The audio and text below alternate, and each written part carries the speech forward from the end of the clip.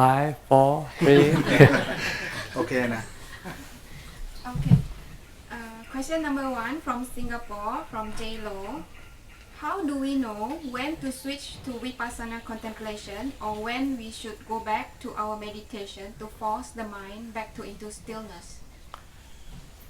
Well, first of all, you should practice samatha, คือ making your mind calm first, make your mind happy. Once your mind is peaceful, calm and happy, then when you are not sitting in meditation, you can then contemplate on the true nature of the body.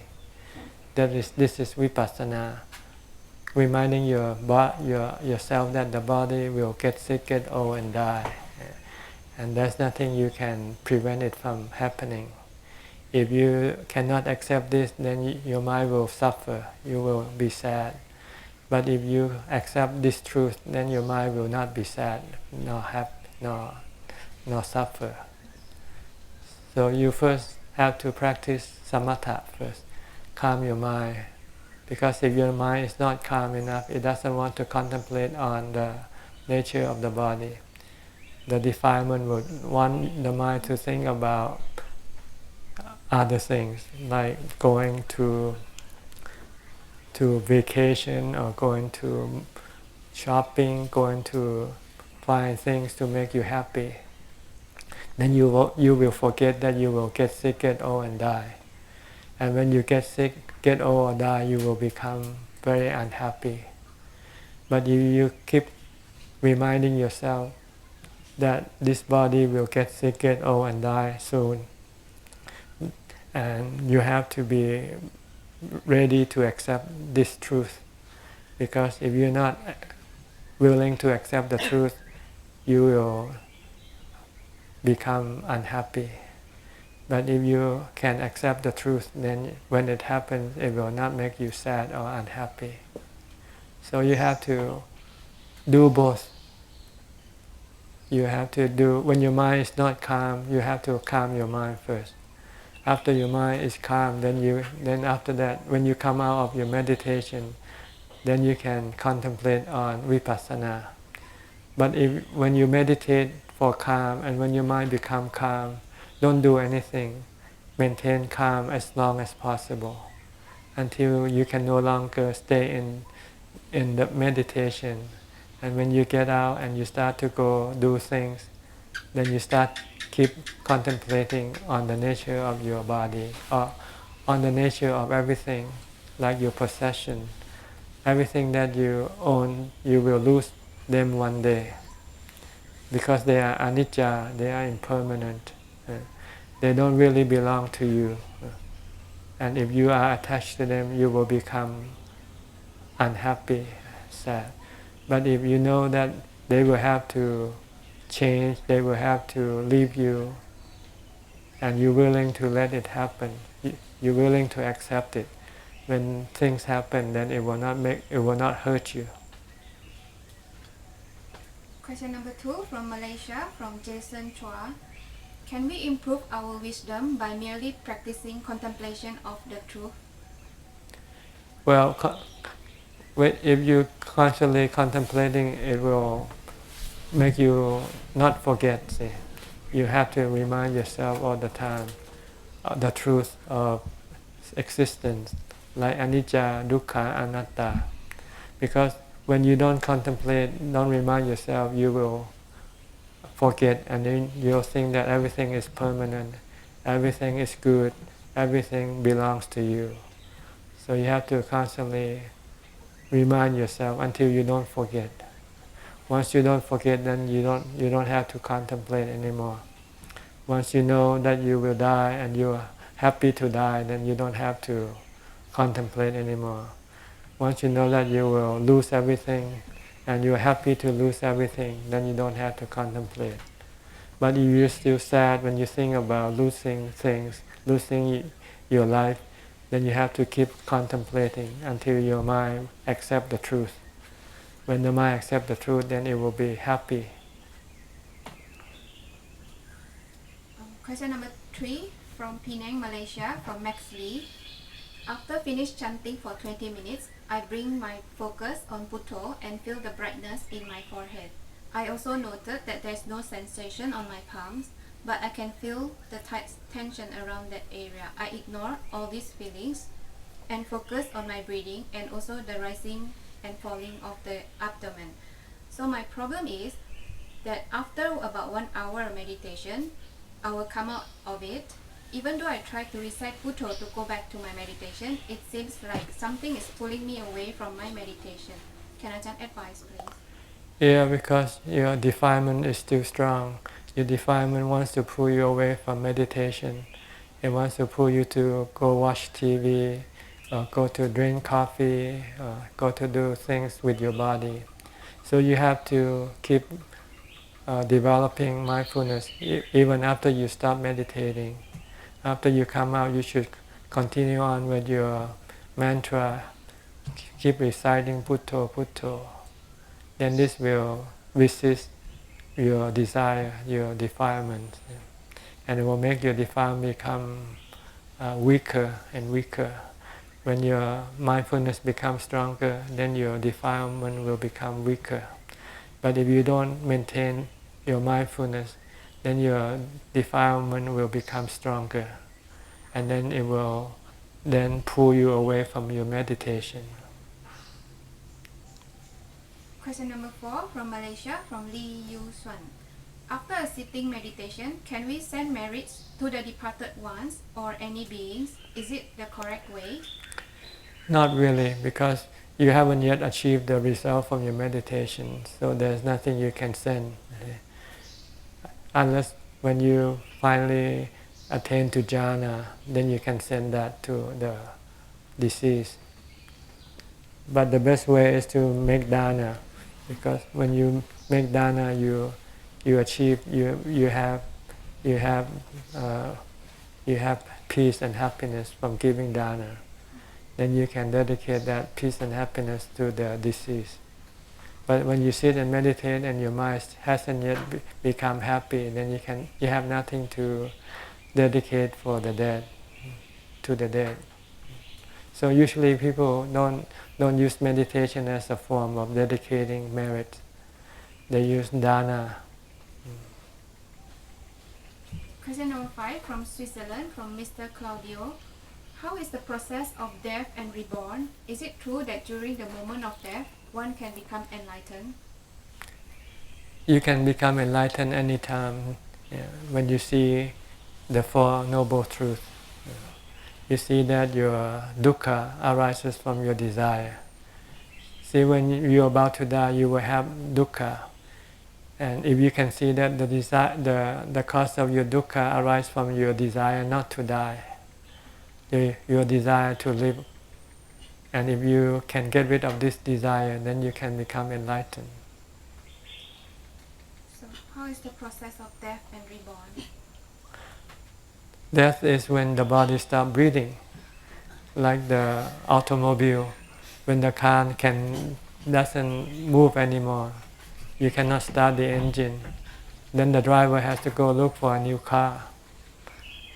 The same way with the mind and the body. The body is like the car to the mind. The mind is like the driver.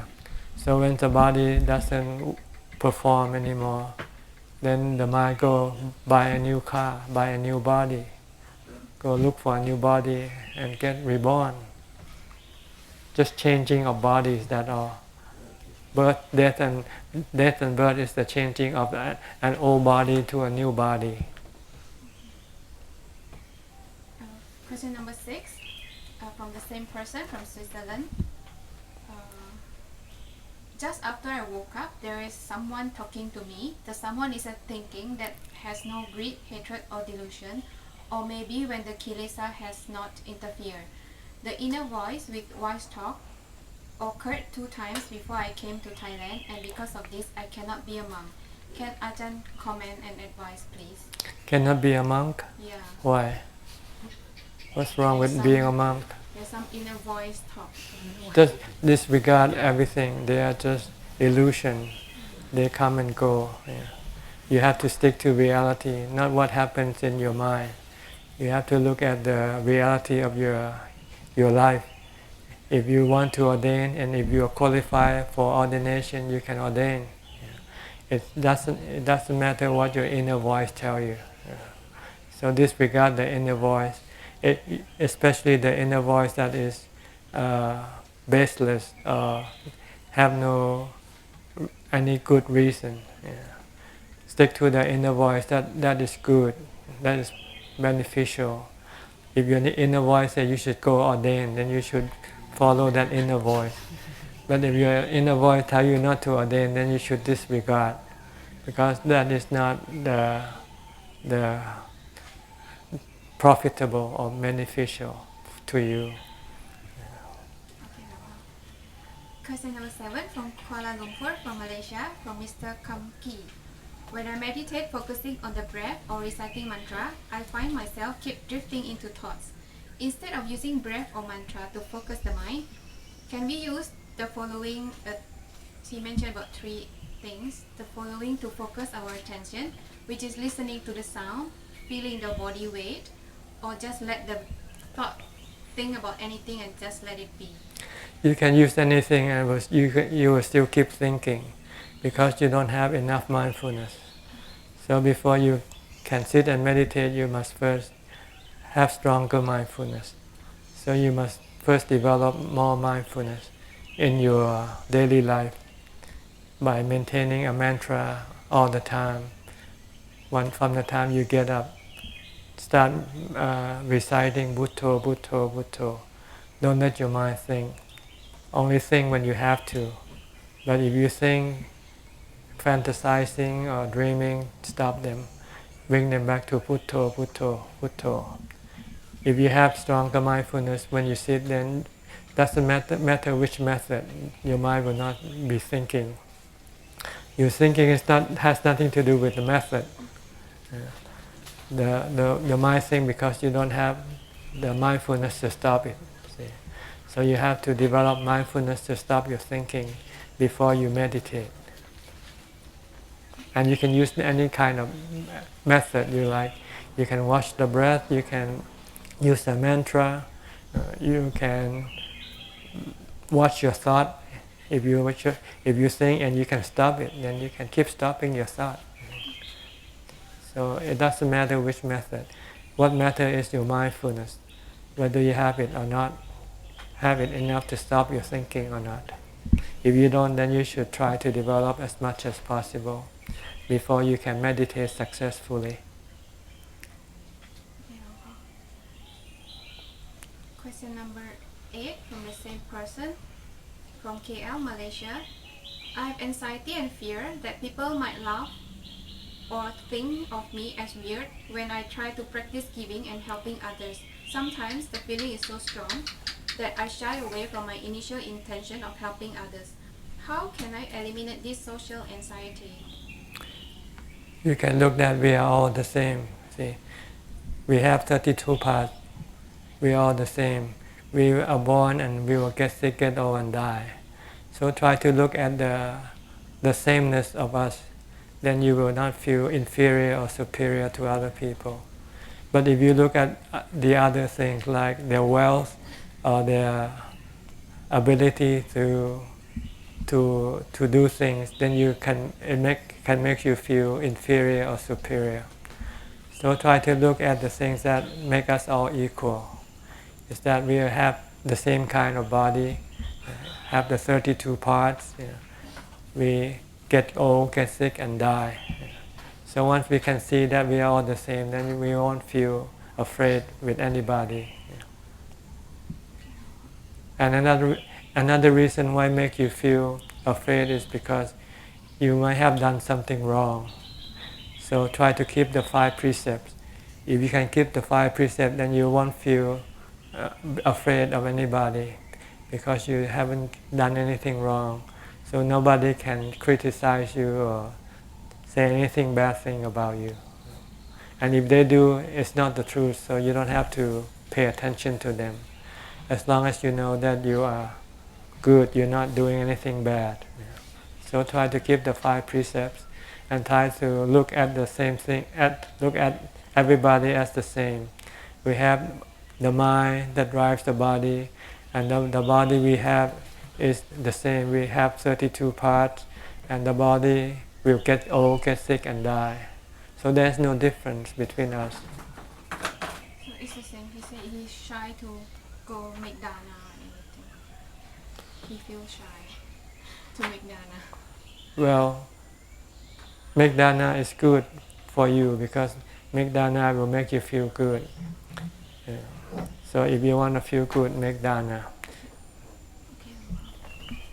Question number 9 from Malaysia, from Mr. Chiu Ting. Ajahn mentioned that the memory is not in the body. Does it mean that memory is part of the mind? Yes, sanya is part of the nama khandha. The mind has 4 khandha: Vedana, sanya, sankhara, vijnana. Vedana are feelings. Sankhara are thoughts, thinking. Sanya are memory. And vijnana are consciousness. See? So these 4 stay with the mind, doesn't die with the body. But part of the memory might rely on the body functionings, like the brain, to send the mind the messages.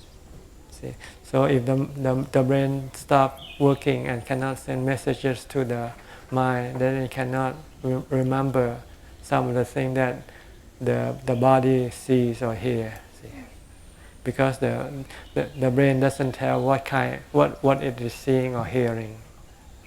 So part of the memory works depending on part of the body and on the mind. But even without the body, you can still recollect what you did in the past. Like you can recollect your past lives. This you don't need the body to recollect.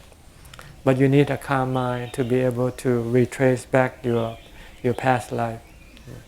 Or if you forget what you did yesterday, if you sit in meditation, you might be able to retrace and go back to what you did yesterday. This is the function of the mind. But if you have to use the body to remember things, then if the body doesn't remember, then you cannot remember. So this is something physical and mental. If it's purely mental, then you can still remember. If you have strong memory, you can remember your past lives. Like the Buddha, he remember he was this or that person in that past life, did certain thing. You know. But not everyone who meditate can have this ability. It depends on each individual's ability to recollect. Some people don't have that much ability, so they cannot remember past lives. Some do, some don't. Yeah. So it's considered to be a special ability, but it is not necessary for the practice for enlightenment. You don't need to know which life you were, what you were in your past life to become enlightened. Question number 10 from KL, Malaysia, from Chung Kamki. How can we deal with the frequent negative thoughts and the subtle feeling of fear that come from fear of sickness and death in our head? So how can we deal with it and how to let go of this fear? First, you just recite a mantra. Keep reciting a mantra. Bhutto, Bhutto, Bhutto. Then when you recite mantra, then you cannot think about all these things. So first try to develop this ability to recite the mantra. Then you can stop all your negative thoughts when they come up. Once you can control or stop your negative thoughts, the next thing you can direct your mind to think positively. Think truthfully. Not positively, but think truthfully. Like if you're afraid of death, then you just have to think that the body will have to die. But the one who is afraid of death doesn't die with the body. That's the mind. You can separate the body from the mind. Then you know that you are not the body, then you will not be afraid of death of the body. This is thinking truthfully. But before you can think truthfully, you first have to stop thinking falsely. Your fear of death is is fear of is thinking not correctly. So you have to first stop this thinking, this negative thinking, this false thinking. Once you can stop them, then you can then direct the mind to think truthfully. Okay, question number 11 from the same person. By reciting Bhutto Bhutto, sometimes I'm able to overcome feelings like greed and anger, but they come back very quickly. How to use wisdom to permanently overcome desire and negative mental states like greed and anger? You have to see that everything you desire for will lead you to suffering, not lead you to happiness. It will give you just a brief happiness when you desire for something. Like when you want to get a wife or a husband, when you get a wife and husband, you become happy. And after a few days, you start quarrel, you start have problem, then your happiness will turn into suffering. So you have to look that everything that you desire for is impermanent. It's only a temporary kind of happiness, and it will turn sour, turn bad in the end. Once you see that you are desiring for suffering, then you will stop desiring. Can we just see the desire as they are and let them be and don't react to them?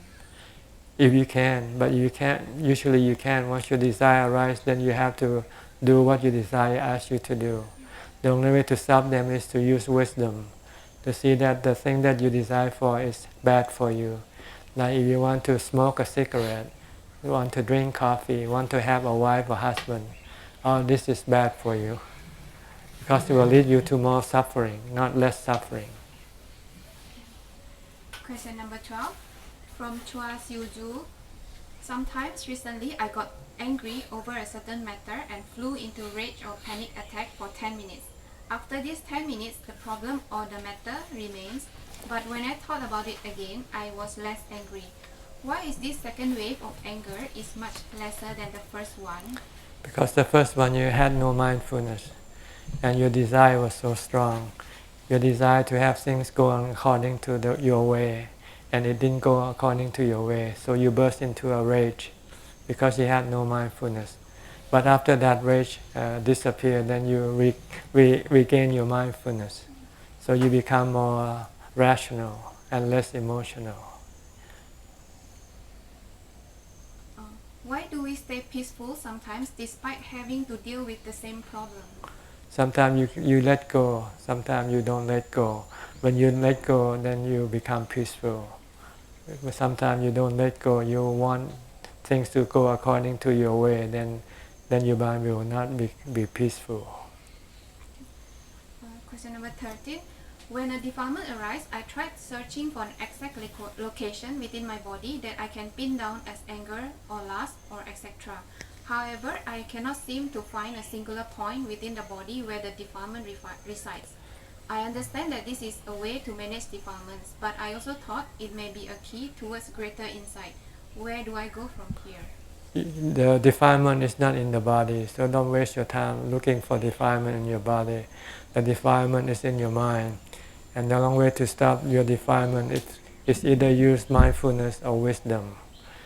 Wisdom is a lot harder because you don't have, so it's easier to stop your defilement by using mindfulness. Mindfulness can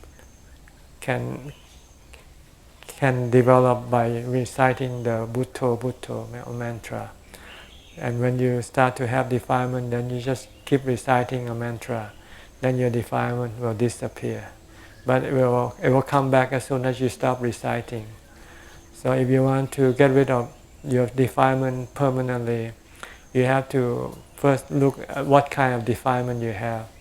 If you want to have more money, then you have to look at the nature of money. Money is not permanent. It can give you happiness, and it can also give you suffering. Because when you lose money, then you will become sad and happy. So if you can see that your desire for money will lead you to suffering, more suffering, not less suffering, then you can stop your desire for money. Question number 14. As a lay person, the guide to moral behavior would be the 5 precepts, 8 precepts or beyond. However, worldly affairs are very much complicated and this teaching may not cover every situation in life. How can we best make use of these teachings to guide our actions? Do as much as you can, I guess. And this teaching is not for you to live in this society. It's for you to live the society, because the society that you live in is a life of conflict, life of disappointment, life of suffering. If you cannot see this, then you will still want to remain in the society. But if you can see that this society will only produce sadness, disappointment, and all kinds of worries and anxieties, then you will then appreciate the teaching of the Buddha that will pull you away from the society, so that you can go live outside of the society and find peace and happiness without having to live within the society. There is another kind of happiness and a better kind outside of the society that you live in now. Question number 15 from the same person, from Chua Siuju. According to Ajahn Thanisaro book, Karma of Mindfulness, the Buddha said it's not always the case that our action in this lifetime will yield result in this lifetime. Sometimes their result won't even come in the next lifetime. So, it's also described that the cause and effect is a complex system of non-linear feedback loops, and that we have free will to act in the present. Her question is, would not the ripening of heavy karmic action from the past, for example, if one is living in Syria now, influence present actions towards unskillful one? Yes, every action every result of your action can be cause for new action. So what you need to do is to control your mind not to act in the wrong way. Try to act in the right way, by using the teaching of the Buddha as your guide. The Buddha say, avoid doing evil at all costs. Even if someone try to kill you, let them kill you, but don't kill them. Then you won't be doing bad action that will produce more bad results in the future. Try to do only good things. Avoid doing all kinds of evil. Try to do all kinds of good things, and try to get rid of your defilements. This is the right way to lead your life to liberation, to happiness, to the end of suffering. As karma is so complicated, how can we attribute our current situation to a single cause, some point in time in the past, and can we micromanage karma? There is no single cause that makes things the way they are. There are multiple causes. So for us, it's not necessary to find out all these causes. We should only know that the one cause that we can avoid and get rid and solve all our problems is the cause that causing us to become born again. And the cause that make us born is our desire, the three desires. Kama tanha, Bhava tanha, Vibhava tanha. And we can get rid of this by vipassana and samatha bhavana, or sila, samadhi, panya. So try to develop sila, samadhi, panya. Then we will have the means to stop our desire. Then we will not be born. Once we're not born, then we won't have any of this problem that we are having right now. Question number 16 from Ontario, Canada, from Miss Debbie. Does a person who leaves an inheritance for their children after their death gain merit from giving the gift, or do they have to give the gift away while they are alive to receive the merits? They have to give them when they're still alive, because when they die, they don't know whether the inheritance will go to these people or not. So if they want to have the merit, the good feeling that arises from giving, they have to give when they are still alive, so they know that they have given these things. It's the same thing as giving your organs to people. If you want to you receive the merit, you have to do it while you're still alive. Like sharing your kidney with someone, or sharing an eye with someone, Then you know that your eye is going to the person and makes that person happy. Then you feel happy. But when you die, you don't know which organ will go or not go. You don't know. So it's not merit anymore. You have to, if you want to have merit, that is good feelings from your giving, then you have to do it while you're still alive. Like giving blood. If you give blood, then you have good feeling from giving blood. Question number 17, the same from Miss Debbie. What karma from the parents causes a disabled child to be born to them? The disability of a person have two causes, physically and mentally. Physically, sometimes the parent is transferring the disability from the parents to the child or the children. This is physically.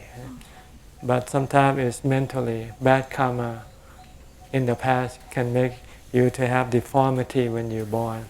Like two persons born from the same parents can have different appearances.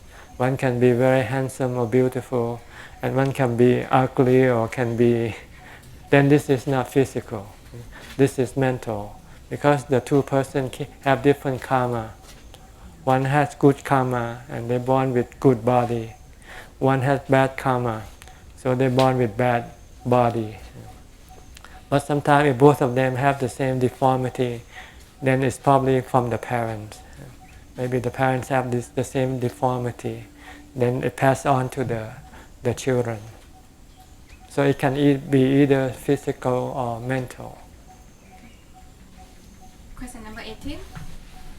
When I notice that I'm craving for fame or popularity or to be liked by other people, what is the best way to make myself stop the craving and to make myself stop suffering from the mental pain of wanting to be liked? Everything is impermanent. You rise and fall. Fame and fortune come and go. So if you don't want to be disappointed or hurt by the losing of your fame and fortune, then don't desire or don't wish for them. If they should come by themselves, then it doesn't matter. But if you desire for them, you will become attached to them. And when they disappear, it will make you sad. But if you have no desire, then you won't have any attachment. So when they come, you remain the same. When they go, you will remain the same. Question number 19, the same from Miss Debbie. I would like to ask advice on how to deal with the principal of the school where I teach. She and the vice principal barge regularly into my class while I'm teaching and try to find something wrong. When she does it, she admonishes me in front of the children. Usually, I will just listen and try to follow what she says, but it's very annoying behavior. Is there anything I should do to encourage her to stop, or should I just try to listen and please her? Well, if you can talk to her and ask her nicely, but if she refuses, then you just have to accept it's the consequence of your karma, that you should meet her and work with her. Maybe in the past you might have done something bad to her, so now she is doing something bad back to you.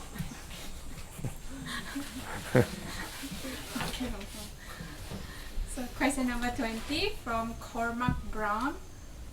I have tried talking and encourage my parents into Buddhism by giving them books to read, and I also have tried to get them to stop drinking alcohol, but they are not interested. How can I encourage my faithless parents to have faith in the Buddha's teaching? You cannot force people to do what they don't want to do.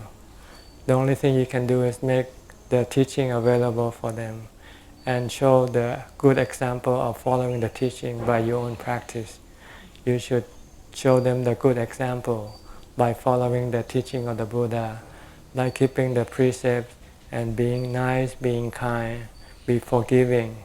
Once they see that you have changed from the practice of the Buddha, following the teaching of the Buddha, they might become inspired and they then might want to do the same thing that you do. But you cannot tell people or encourage people by just telling them. You can only inspire people by your good example. So try to be good, be nice to them, regardless of how bad, how cruel they might be to you. And then one day they will maybe see the benefit of the teaching of the Buddha.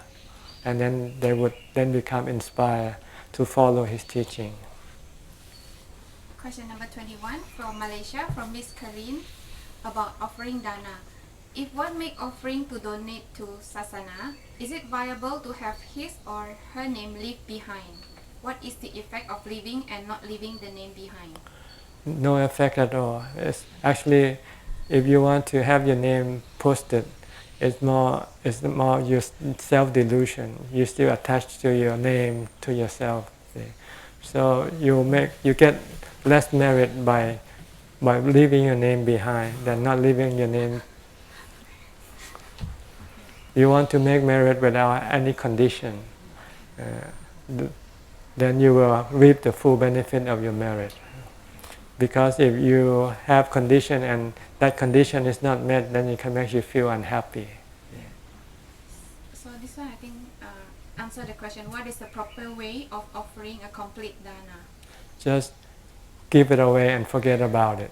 Don't worry about what they would do with what you gave away. Okay? Okay, last question from Desmond Lim. Can I just speak Chinese? I used to when I was young. I used to be able to speak some Teochew and some Mandarin. I went to Mandarin school for 3 years. But after that I started going to English school. So I forgot all my Chinese. But I can still understand if people say something bad about me. but I cannot just speak. Is that all the questions? Yes, is the question too long, Longpo? No, it's okay. It's alright. It's alright. Yeah. 20 questions is probably good. So every time you have about 20 plus or minus. Yeah, and each question, is it too long? Doesn't matter. Okay. I think everybody enjoys the question here also. So keep the question coming. We'll be waiting. See you next time. Bye bye. เอาแล้วนะก็จบละปิดได้ละก็ขอให้นำเอาสิ่งที่ได้ยิน